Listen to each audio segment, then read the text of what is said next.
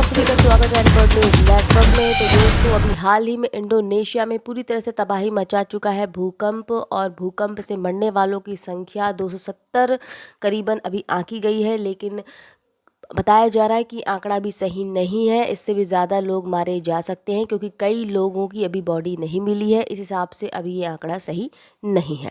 तो आखिर आज हम इस टॉपिक को लेकर हमें आना पड़ा कि आखिर इंडोनेशिया में ही इतने ज़्यादा भूकंप क्यों आ रहे हैं, इसके पीछे की वजह क्या है। आज इसको ही हम आपके सामने रखेंगे। दोस्तों, चाहे साल 2021 हो, जहाँ पे सुलावेसी आइलैंड पर ताकतवर भूकंप आया था, या फिर 2004 की सुनामी आपको याद दिला दे, जिसने इंडोनेशिया और भारत सहित कई 14 देश बताते हैं उनको हिलाकर रख दिया था। इतना ताकतवर भूकंप आया था। तो इनकी शुरुआत आखिर इंडोनेशिया से ही क्यों होती है, आखिर इंडोनेशिया में ही इतने ज़्यादा भूकंप क्यों आ रहे हैं, इसकी वजह ही आज हम आपके सामने डिस्कस करेंगे। जैसा कि हम सभी जानते हैं कि दुनिया के सबसे ज़्यादा द्वीप हैं इंडोनेशिया में। दोस्तों, इंडोनेशिया जो देश है वो रिंग ऑफ फायर जोन में आता है, ये आप सभी को बता दें। साथ ही साथ सुमात्रा हो या जावा हो, इनका भी कुछ हिस्सा इसी इलाके यानी इंडोनेशिया देश में आता है।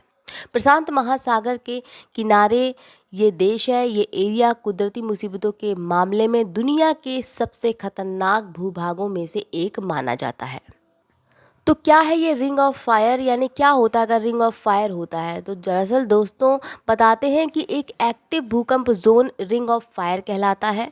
इसमें एक सरकम पैसिफिक बेल्ट भी आता है इसके अंतर्गत। पैसिफिक ओशन के जो आसपास का एरिया है, क्षेत्र है, वहाँ पर एक्टिव ज्वालामुखी पाए जाते हैं। हलचल का असर धरती पर भूकंप के रूप में दिखता है। और अगर देखा जाए, सर्वे की बात कर लें, तो एक report geological survey of America की कहती है कि पूरी पृथ्वी के 70% से ज़्यादा ज्वालामुखी इसी एरिया के चारों तरफ स्थित है, और 90% बड़े भूकंप यहीं से आते हैं। द्वीप देश में लगातार मौसम भी बदलता रहता है, जैसे कि अगर धूप वाले दिन में अचानक तूफान आना यहाँ कोई बड़ी बात नहीं है। दोस्तों, भूकंप को मापने के लिए रिक्टर स्केल का पैमाना उपयोग किया जाता है। रिक्टर स्केल को मैग्नीट्यूड टेस्ट स्केल भी कहा जाता है। इसमें 1 से 9 तक के अंक के थ्रू मापा जाता है भूकंप की तीव्रता को। बताया जाता है कि यदि 1 से 3 तक के बीच में यदि भूकंप की तीव्रता होती है तो उससे किसी तरह मतलब वो महसूस ही नहीं होता, लेकिन और 3 से 4 तक का भूकंप थोड़ा सा पता चलता है, लेकिन नुकसान किसी तरह का नहीं होता। वहीं 4 से 5 में हल्के फुल्के नुकसान का डर रहता है। वहीं अगर यही भूकंप 5 से ऊपर हो जाता है, यानी कि 5.6 तक का यदि भूकंप हो जाए, या 5 से ऊपर का हो जाए, 6 तक हो जाए, तो भी कहते हैं कि मध्यम आकार का ही भूकंप माना जाएगा, मध्यम तीव्रता का। लेकिन इससे भी जान माल का भारी नुकसान नहीं होता। लेकिन अगर इस प्रकार अगर यूएस जियोलॉजिकल सर्वे की बात कर लें, तो उनके हिसाब से कि भूकंप की तीव्रता 5.6 मापी गई थी हाल ही में जकार्ता में, जिससे कि ये आपको बता दें कि ये डिपेंड भी करता है सिचुएशन पे, क्योंकि जकार्ता में इसकी तीव्रता से संबंध नहीं है, बल्कि कई दूसरी वजहें भी शामिल हैं जो भूकंप को बढ़ावा देने का काम कर रही हैं। इस कारण से अपने आम तौर पर कुछ प्लेसेस में 5.6 की तीव्रता को आप ये कह सकते हैं कि खतरनाक हो सकती हैं, लेकिन नॉर्मली देखा जाए तो 5.6 हो या 5.7 हो, इसे खतरनाक नहीं माना जाता।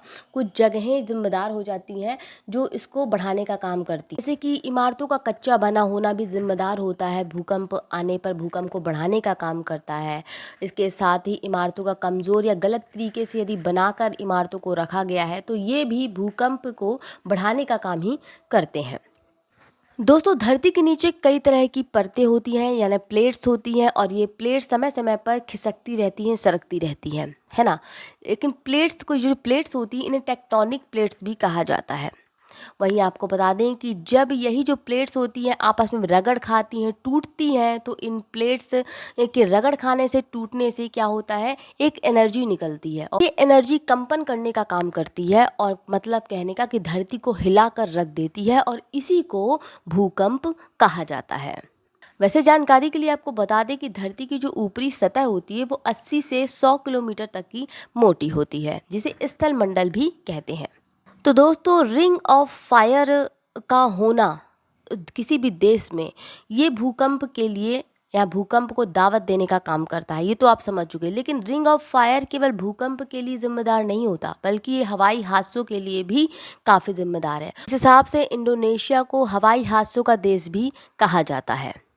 चूँकि रिंग ऑफ फायर एरिया होता है तो ज्वालामुखी आम है, यहाँ ज्वालामुखी फटते रहते हैं, जिस कारण से वायुमंडल धूल से बरकरार रहता है, यानी वायुमंडल में धूल बनी रहती है। इस वजह से विमान के जो इंजन होते हैं उन्हें नुकसान पहुंचता है और उनमें क्या होता है, चोक करने का काम करती है ये वायु, यानी विमान के इंजन में पहुंचकर उन्हें जाम कर देती है। इस कारण से हादसे हो जाते हैं। तो दोस्तों, दुनिया के सबसे ज़्यादा द्वीपों वाले इस इंडोनेशिया देश में भूकंप आना आम है। भूकंप आएंगे क्योंकि यहाँ पे रिंग ऑफ फायर मौजूद है।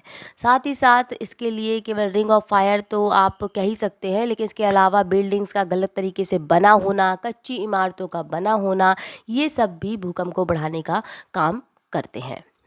उम्मीद करते हैं आपको समझ में आया होगा कि इंडोनेशिया में ही कई बार तबाही क्यों मचाता है आखिर ये भूकंप।